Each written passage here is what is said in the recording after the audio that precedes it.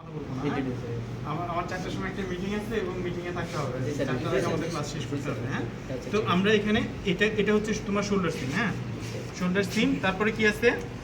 Sleeve length. Sleeve length হচ্ছে কি তোমার,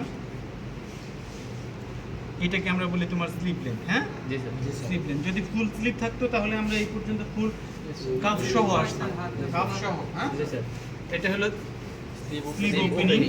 এটা হলো তোমার স্লিভ ওপেনিং। আন্ডার আর্মের মেজারমেন্ট এটা বাইরে কোনো সময় চায় না, কিন্তু আমরা শেখার জন্য দেখি। হ্যাঁ, তারপরে আর্মহোল স্ট্রেট। আর্মহোল স্ট্রেট হচ্ছে কি এখান থেকে এই মাপটা সোজা স্ট্রেট। হ্যাঁ, সোজা। আর্মহোল কার্ভ যেটা, এই মাপটাই এখান থেকে এভাবে ঘুরে ঘুরে। হ্যাঁ, তারপর এইচপিএস আমরা এখানে তোমার বাইরে এটা ইউজুয়ালি বলে দেয় হাইয়েস্ট পয়েন্ট অফ শোল্ডার এটা। হ্যাঁ, এখান থেকে তাহলে একদম লাস্ট পর্যন্ত। হ্যাঁ, অনেক সময় বাইরেরা তোমার ইয়েতে মেজারমেন্ট শিটে বলে দেয় হাইয়েস্ট পয়েন্ট অফ শোল্ডার তোমার এই এইচপিএস এই সিমের এই মাথা থেকে। ঠিক আছে, রিকোয়ারমেন্ট বলে দেয়। তারপরে আছে সেন্টার ফ্রন্ট লেন্থ। না, সেন্টার ফ্রন্ট লেন্থ হচ্ছে গিয়া তোমার এইটা ব্ল্যাকেটের লেন্থে আসো সেন্টার ফ্রন্ট। হ্যাঁ, ঠিক আছে। তারপরে কি আছে? অ্যাক্রস শোল্ডার আসলে তোমার এইখান থেকে এই পর্যন্ত।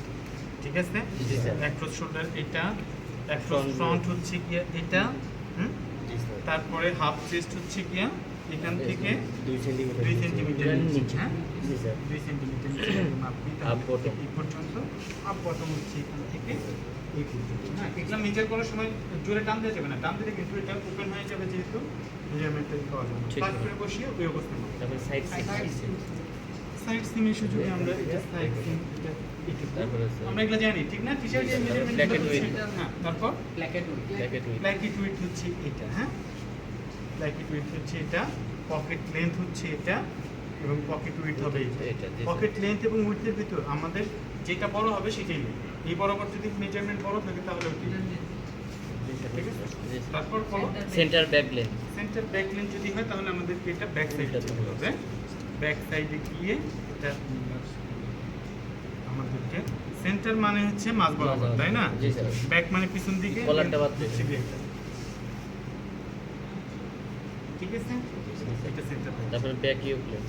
ইয়োক হচ্ছে গিয়ে তোমার একটা গার্মেন্টসের ভিতর পিছনের এই জায়গাটা দেখবা যে এই জায়গাটুকু হচ্ছে গিয়ে ডবল লেয়ার থাকে, ত্রিপল্লা থাকে। হ্যাঁ, এইটাকে আমরা বলি ইয়োক। হ্যাঁ, ইয়োক লেন্থ হচ্ছে গিয়ে তোমার এখান থেকে, ইয়োক লেন্থ হচ্ছে এখান থেকে। হ্যাঁ, এটা হচ্ছে ইয়োক লেন্থ। আর ইয়োক উইডথ সাধারণত তোমার এইখান থেকে এই পর্যন্ত সাধারণত 20 মিলি। হ্যাঁ, তারপর টেকেন উইডথ, এটাকে বলি আমরা টেকেন। আচ্ছা, ব্যাক ব্রেথ থাকলে আমরা এটা মিডল বরাবর এটা তো আমরা জানি, তাই না?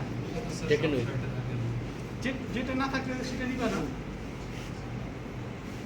এটা হলো টেকেন উইডথ। হ্যাঁ, টেকেন হাইট কতখানি হবে সেটা বলে দেবে। নেক উইডথ। ঠিক আছে, নেক উইডথ মেজার করার জন্য আমরা আমাদের 3টা বাটন এরকম খুলতে হবে। খুলে নেক উইডথটা খুব সাবধানে মেজার করতে হবে, কারণ নেক উইডথটা খুব গুরুত্বপূর্ণ মাপ। এখানে আমাদের এই বাটন থেকে, হ্যাঁ, বাটন থেকে এখানে এই বাটন হোলের মিডল পর্যন্ত, এই পাশেও না এই পাশেও না। হ্যাঁ, বাটন থেকে বাটন হোলের মিডল। জি স্যার, এটা হলো নেক উইডথ।